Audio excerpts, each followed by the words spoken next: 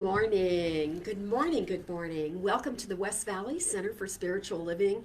I'm Reverend Karen Rice, and I am once again so happy to be delivering a Sunday message from this beautiful big chair, except I'm a little bit more excited because next Sunday I will be standing at the lectern, or nearby it anyhow, and I'm wearing purdy shoes and speaking in a more traditional Sunday morning style, and that just excites me from my toes to my top of my head. So, thank you for joining us. I have something very intentional and useful, and I think it's vibrant. I think I really am quite excited. I've been walking around all morning going, "Ooh, I wrote a really good talk." So let's see if I can deliver a really good talk now, knowing it's already done. So, in that spirit of knowing in the beginning that the end is already complete and perfect, I just take a moment to bless this space and this time and all the viewers and listeners, and knowing that there's nothing that separates us, that in this moment, in this precious way that we gather on Sunday morning, we use this gift of technology to experience oneness. And I feel it in my heart, and it's vibrant in my being. And I'm grateful to recognize that in God, all things are possible. All things are possible. So I say thank you, life. And I release this time and this message and this very good time we're about to share. I release it and let it be. And so it is.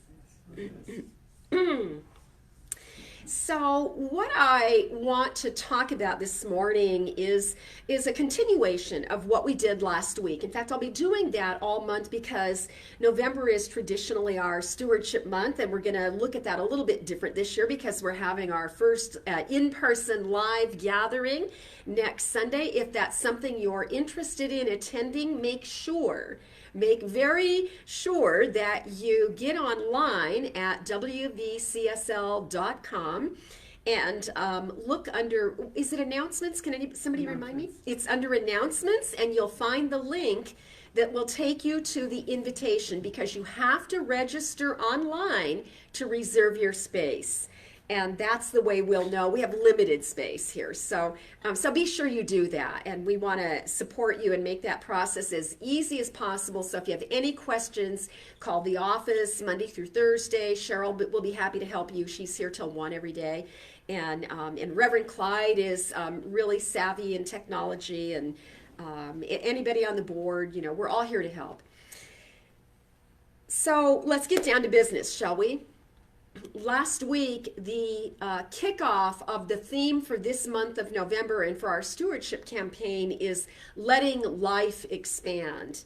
And we did a really beautiful job of setting a tone for what we'll be talking about for the rest of the month. And so today, the theme of the message that we're participating in right now, the theme is that continuity of life. So last week we really got grounded in that idea that there's this upward spiral expansion of life that is constantly going on.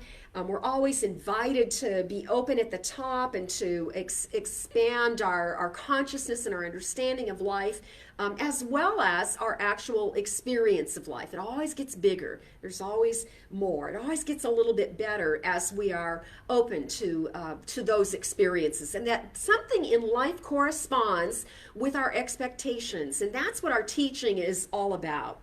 We spoke last week. I used a quotation from Ernest Holmes that was just yummy. He was talking about the way when we set it, determine, create an affirmation, affirm something new in our life, or have an affirmative prayer where we're declaring our good in an expansive way. In other words, we're looking at moving through some condition of one sort or another. That we don't really change the situation as much as we change the way we use the law. So there's this spiritual principle that we sometimes refer to as spiritual law, and we reverse our position in the law and learn to affirm and claim the good that we desire to have in our life. So now that kind of catches you up to everything we did last week to bring you now into that next phase. And what I want to talk about today is the continuity of that, the continual action of life and the way spiritual law works, and the consistency in all of that. There's a continuity, there's a consistency, there's an ongoingness of life that we frequently talk about here, but we're going to look at it in a really practical way. And so I'm going to begin by sharing an illustration I studied this week in a book by Teilhard de Chardin. And, many of you know that Mr. Teilhard is a favorite of Reverend Karen's. And Teilhard is, what I love about Teilhard is he has this universal way of seeing the wholeness of life and understanding what Ernest Holmes coined as, well, he didn't coin it, but he referred to it a lot, is emergent evolution. The way life is growing, evolving, and changing, and that there's something in us that desires to emerge on this planet, and the only way that can happen is through us. So we speak to the idea of being vessels of love and vessels of light and truth and order and harmony and all of those beautiful divine qualities that are so much a part of our teaching. So I was reading this book from Teilhard, and Teilhard gave this illustration of if you look at a photograph, in fact, he says this is what a physicist would tell you. If you look at a photograph of, let's say, a 4th of July firework show, and some photographer has brilliantly caught a moment of an explosive experience, and now you're seeing a beautiful photo of the dancing of light that happens in that way that sparks fly in all directions and light up the sky and our great use of color and all of those things. So he says that when we logically understand that we're looking at a picture, what we begin to be able to reason on is that is a tiny moment in time that somebody brilliantly caught. It's captured. A moment has been captured.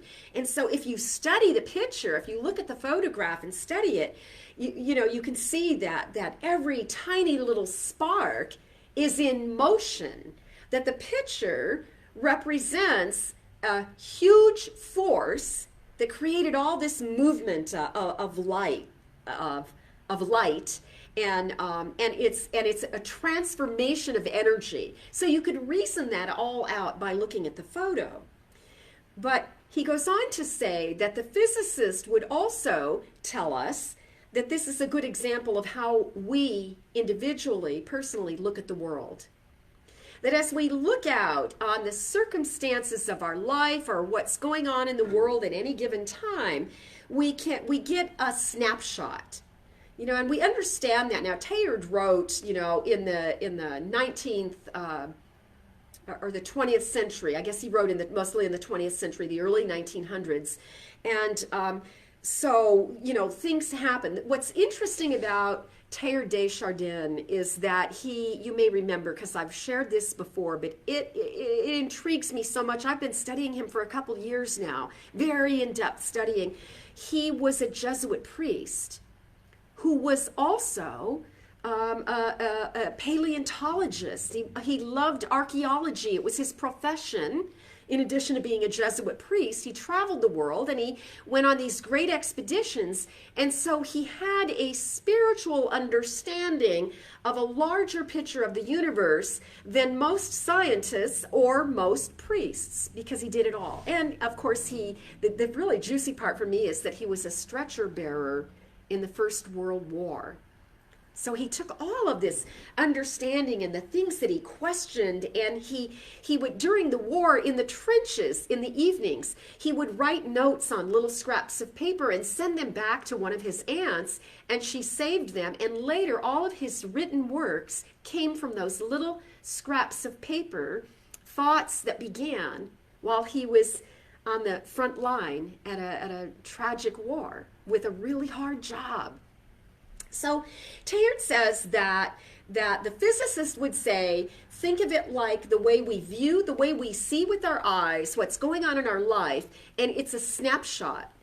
But then there's something else that happens in the way that we take a glimpse of something that we see and we add meaning to it. Now, the current research in neuroplasticity tells us that the brain then makes up, it does fill in the gaps. You take a glimpse, the brain fills in the parts we didn't know that we didn't see, and that's how we each sort of mutate facts into, the way we believe we saw it or what we think is going on. And he said that if you looked at a picture of a tree, now think of a tree. What's the first tree that comes to your mind? I remember a maple tree in my front yard from my childhood. And I think of it now as this big, massive maple tree. But my father planted that tree when I was 4 years old. And I watched that tree grow. So this illustration, if you think of an actual tree in your yard or from your life and your past or something, this illustration is really powerful. He said, if you think of a tree and you look at a tree, what you're really seeing with your human eye is a paper-thin cross-section of this greater mass of life. So we don't see what's going on in the aliveness of the tree. We just see the tree. You certainly don't see the roots. You can't tell that the tree is growing. We could tell that the maple tree grew from year to year, but you can't stand out and just watch it grow. And I guess there are trees that and a maple is a good example of a tree that gives us the real experience of the changing season, the way the tree would age and the leaves would drop in the wintertime. And the tree would look, it would be dormant, but it would look quite dead. And then in the spring, it comes back again. So you can't see all of that in a glimpse. You only get a glimpse. Now, I want to read you the quote of the way he worded this. And he takes that information and he very poetically gives us a great symbolic idea of life. Teilhard said, when you look at a tree, you only see a paper-thin cross-section whose roots reach down into unfathomed depths of the past and whose branches rise to the unimaginable heights of the future. The whole world is and always will be a continually changing mass. So now, think about the tree you had in your mind as a symbol of the world or the universe as a continual changing mass. It's a great representation as to the way that life is always growing, shifting, changing, expanding, getting better. Everything in life is this way because of the intelligence that created everything. And not only is there that intelligence that creates, but there's the intelligence that then exists in the thing created. So, wow, that's a lot of wisdom, that when we talk about infinite intelligence, we now can see a very expanded view of what God is. Because that's what God is. God is that intelligence in that greater thing that keeps life expanding and growing and shifting and changing and evolving. So as physicists and scientists and great spiritual seekers who have adapted an ability of understanding the blend of science and spirit together, as they all study the cosmic matter of the universe, the whole of it, we begin to see that everything in life has this tendency towards complexity, growth, change, and evolution.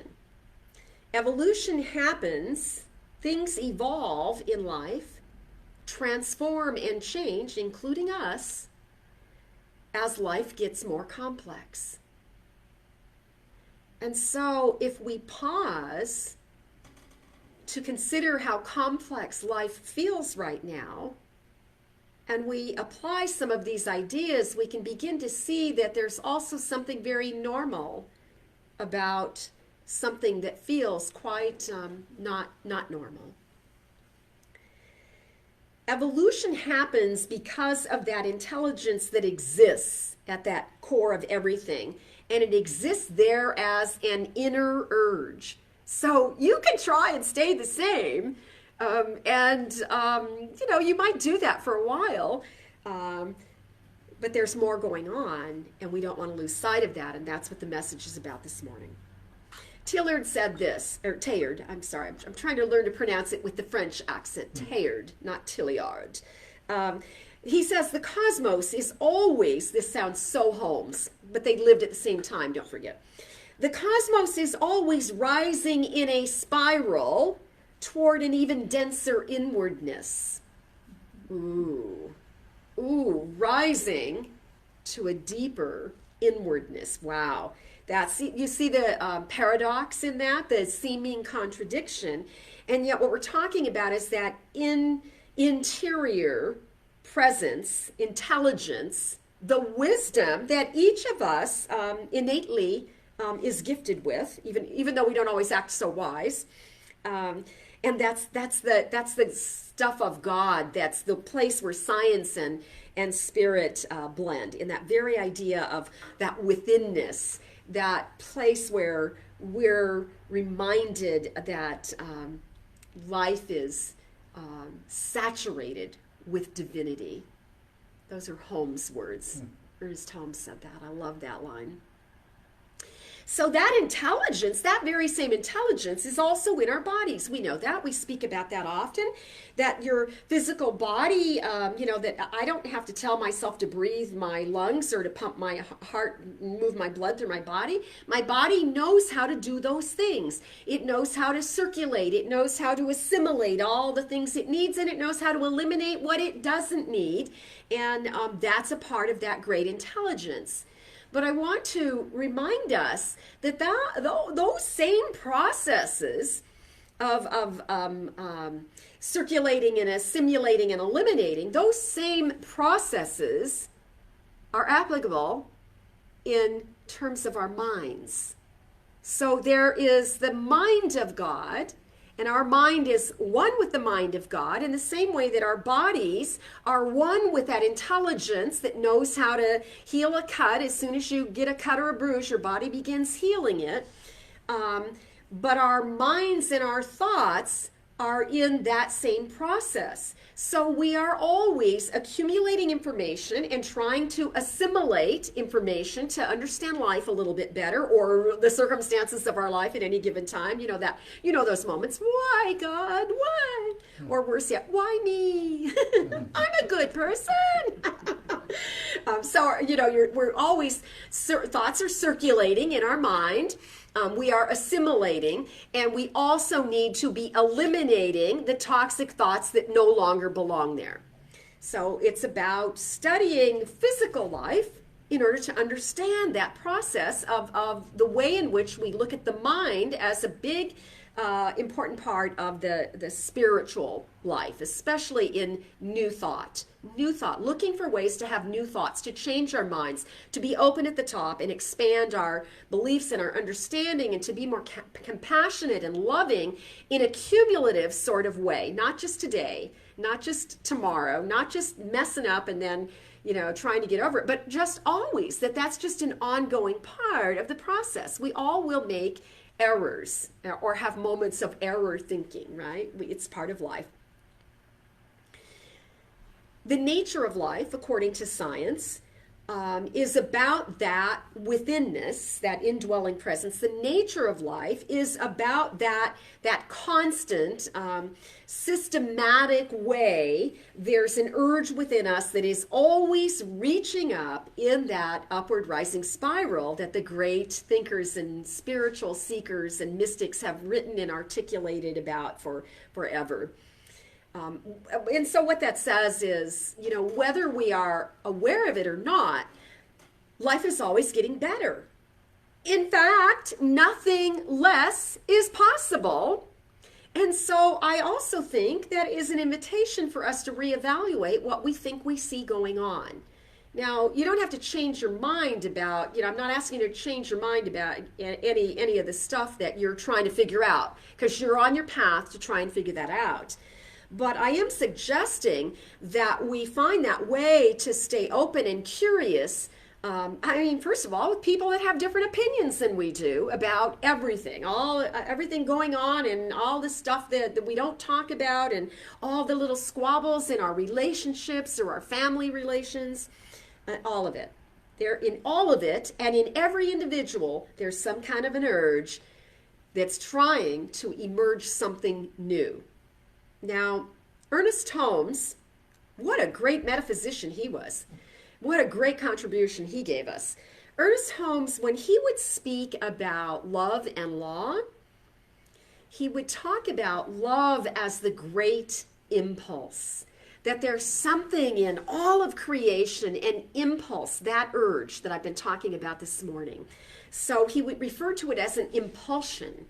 And that when we use the law, we are activating something that begins from that force called love that's already in us, that potential for all expansion and all the goodness in life that we desire, where all those desires come from. That impulse then, once we activate the law, becomes a propulsion. It propels outward so that things come into form. And that's why we talk about spiritual mind treatment or affirmations or seeing the end in the beginning, because we are calling forward larger and larger possibilities. But here's the deal. If this premise is true, that life is always enlarging and expanding, there's a principle that involves the complexity of the way things get more complex as they are expanding and changing. And so let's talk about just our personal lives, ourselves, our own consciousness. So when I was a child, I thought as a child, you've heard that. But then you grow and you get more information. But meanwhile, you live in a consciousness that's sort of like a ceiling of everything you understand. But life is upward, rising, and so eventually your beliefs are going to hit, you're going to max out. You're going to hit the edge of everything you know, and suddenly things need to change so that you can have that upward expansion, that continued movement. So in science, they say that expansion is caused because of how things continue to get more complex. And now they're speaking scientifically as well, if you just look at botany or any of the sciences. And the complexity then creates a tension. It's like pulling it taut, and it pulls because it's hitting its max. And eventually, if we don't just make a new choice, something will happen, and there will appear to be a breaking apart. But the breaking apart is the only way we can have the breakthrough. So, we have other choices. We don't have to fight and resist it so much. But in that process of complexity getting increasingly complex, we then have the tension. The tension creates the change or the break, and then something new can emerge. Picture the little weed breaking through the blacktop in the driveway, right? That there's a big force, a big impulse for something to emerge, and life has a way of allowing it to emerge, and that's what we want to look at, is how can we let life be bigger in our own way. Sometimes appearances confuse us, and that's why we do this. That's why we need to sit still and listen to a Sunday message one day a week, even if it's not on Sunday. That's why we desire to be together, so we can have these thoughts in a collective way, even as we're not sitting in the same room together. We're sharing some ideas, but you know how cool it is that I'll be talking about something complex, and you'll drift off, and you'll be carrying it into some other idea, and spirit itself itself will be expanding you at your own level of where your breakthrough can happen. And so we want to trust the process. We want to keep the Godward gaze, and we want to trust that life is trying to get better no matter what it looks like.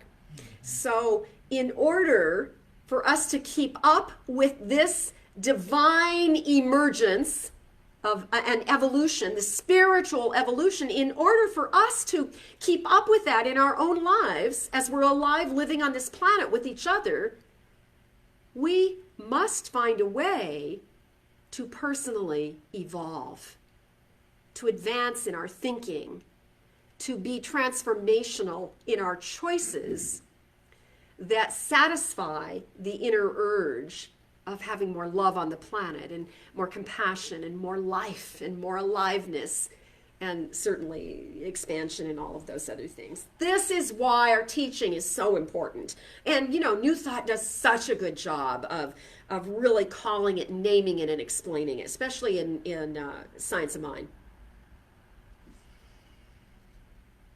Life gets better when we understand more. And one of my favorite acronyms for more is actually one I made up. It's probably why it's my favorite. But more, M-O-R, mutual oneness recognized.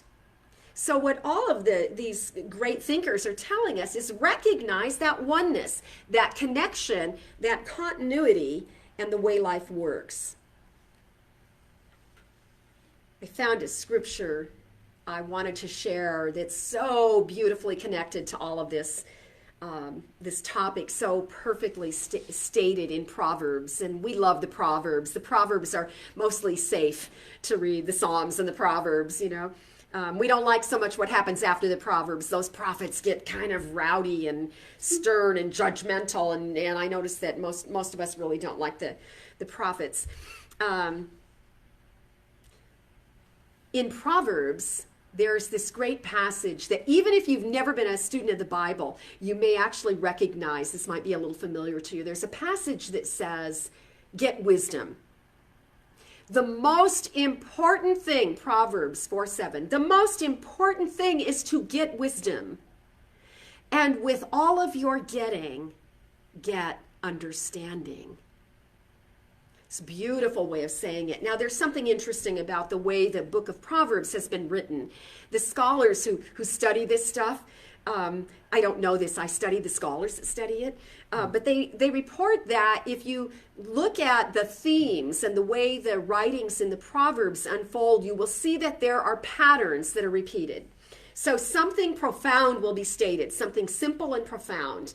The most important thing is to get wisdom. And then there'll be a few verses, and then it will be restated. Beyond all things, get wisdom, acquire wisdom.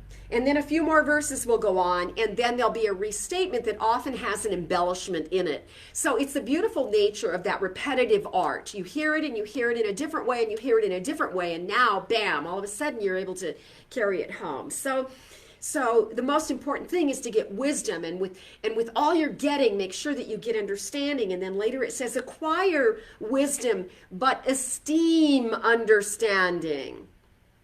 And I love that way that now we have a deeper way to look at it. And I think the whole point of that, there's wisdom, there's what we intellectually learn, but when we really understand it, it becomes an embodiment of that wisdom. That's how you get wise, not from just the intellectual study. Because in this same book in Proverbs, the 4th chapter, is where that another fairly popular quotation is found. Keep these words in your heart. Keep them always in your mind. Keep these words in your heart. Keep them always in your mind, and then guard your thoughts. Because if you do guard your thoughts, once you hunker it down and get it in your heart and own it and claim it, embody it, then you want to guard your thinking so you can keep it there. And if you do that, it will bring health to your whole body.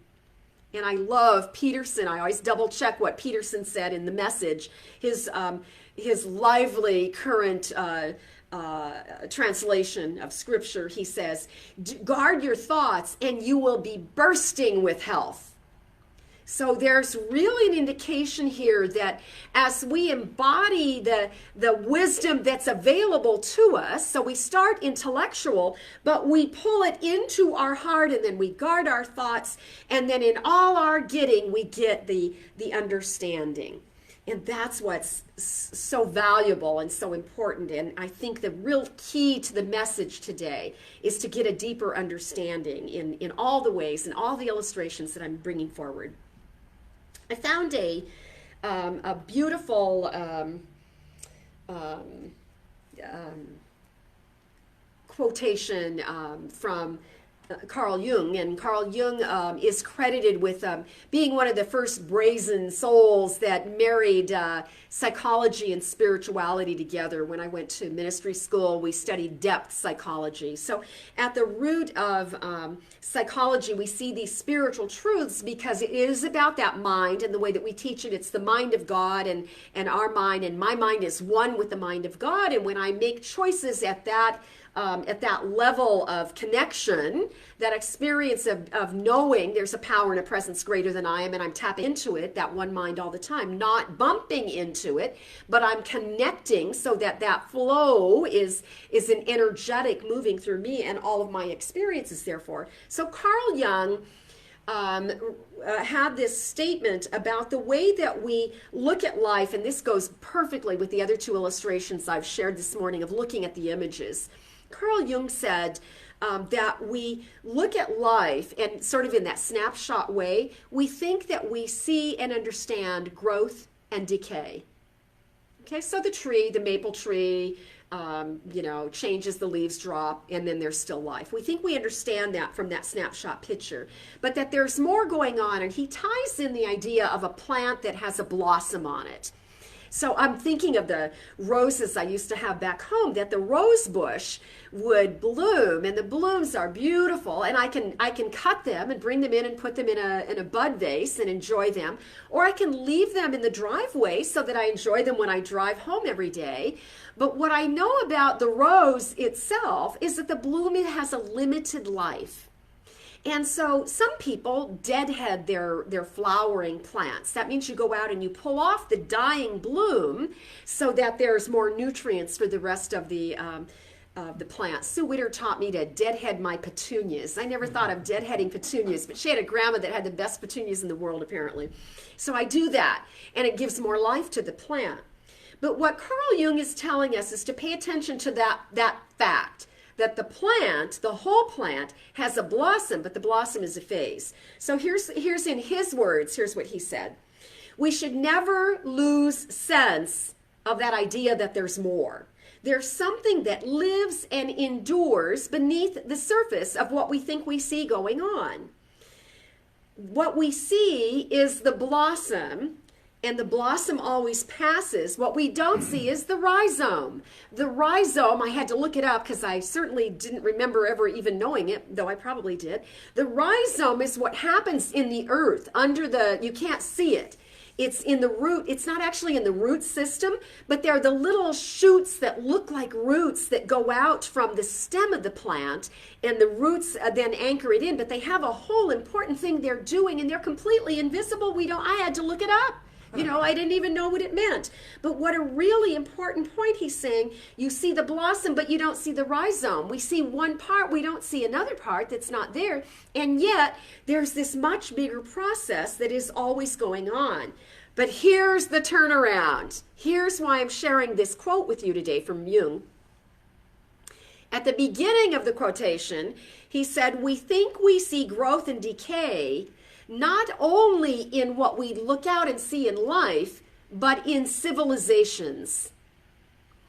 We think we see growth, and then we think we see decay in civilizations. But what we are seeing is the blossom. So when a civilization or when a cultural group, let's just try and make it smaller so we can understand it, when we are thriving, what we're experiencing is the blossom.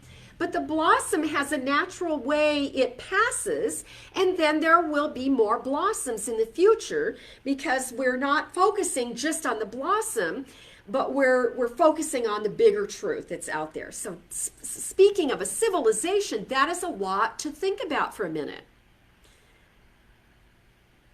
Sometimes I think when we're looking at everything that looks broken in the world, it's like I've gone out to the side of the driveway and I'm staring at the dead rose on the rose bush.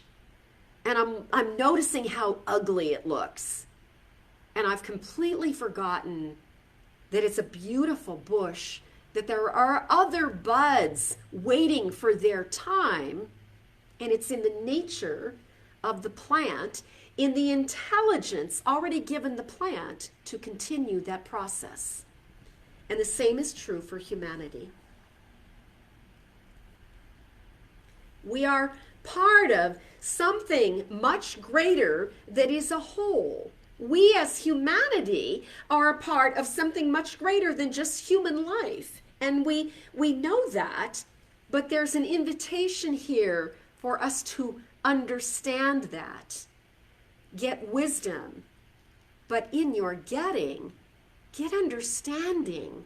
Get a bigger understanding of what's going on in every aspect of our living and in this experience of humanity. So I have a quote that I found from someone I had never heard of before today, René Dubos. Pretty sure if you were here and I said, raise your hand if you know this, probably nobody would raise their hand, but you'll recognize who he is in a minute. He's, because I had to look it up. Before I do a quote, I always do a little research on the person if I don't know them.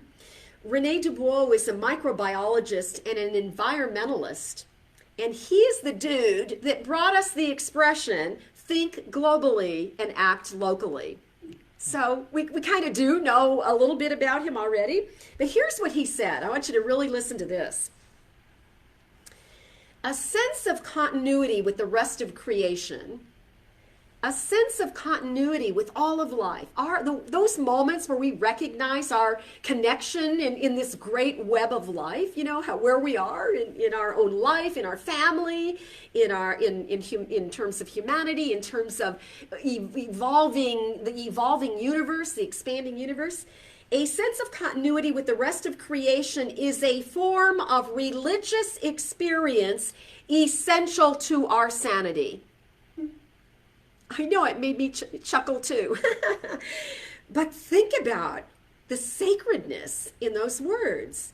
For us to begin to understand, in all of our get understanding about this, we find that this is a form of a religious experience that is essential to our sanity. If we do not recognize there is something greater than our individualized life, that we are a part of something so magnificent, we're missing a point. And it would be easy for us to get so involved in what's going on in the world that we think everything is either, right now, half the country is celebrating. But I want to tell you something. Half the country is not celebrating. And it's really vital for us to realize that even in our spiritual communities, we have brothers and sisters that we have chosen to be in spiritual community with who think different than we do politically and every other way. Because we're all seeing through our own lens, our own snapshot, our upbringing, and all the other stuff you know about already. Now, that's not hard for me to understand because I've been married for almost 50 years to a man who does not think anything like I do, politically speaking. And we have made that a fun experience. Though it doesn't always feel fun, it doesn't always look fun, but I just want to say it is possible to deeply love and appreciate and value human beings who think differently than we do. And I think it's a gift that I have a firsthand knowing of that truth.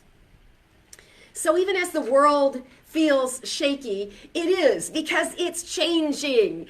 Something magnificent is emerging. We've hit the wall of all the good we could do, and now we have to reconfigure. I love that Swedenborg quote Sue Witter reminded me of yesterday. I haven't said it in a long time, but I'm going to paraphrase it. But the world is, when things don't work anymore, it's as though they break apart so that God can rearrange them in a better order. And that's how the infinite intelligence of the universe works. Not God as an entity with puzzle pieces. That's the instinct in this evolutionary, emergent spirituality that we have devoted our lives to. So let your prayer this week, let your prayer be acquire wisdom, get wisdom, esteem understanding. And then here's one that I saved for the last. Another Bible translation actually said, acquire wisdom, but forage understanding. You know what forage is? It's like grazing. Grazing. Go out every day and graze. Get a little more understanding, because you are expanding what's possible in your own life as you do that. Our teaching is life affirming. Our teaching is world affirming. We have a spiritual philosophy that is fully, that is a future oriented teaching. Right? We see the end in the beginning, and we declare our good, and we call it forward, and we open ourselves to be conduits through which that good, through which that expansive, expanded, stretched consciousness can be a gift to this planet and contribute in a positive way to the collective consciousness of the whole. Life is always becoming. Life is always becoming. The universe is in a constant process of becoming. We are always becoming. Our country is always becoming. This spiritual community is always becoming. What a gorgeous example we have been in this pandemic of almost a year, a better part of a year, where we have had the doors closed, and yet we have expanded and beautified and done amazing things, some things that we could not have done had we been meeting in a regular way. You see, that potential is inexhaustible. We are inexhaustibly supplied and sourced with everything we need for existence, for transformation, and for our sanity. And so, do not take lightly. Please remember those words of Jesus where he said, judge not by appearance.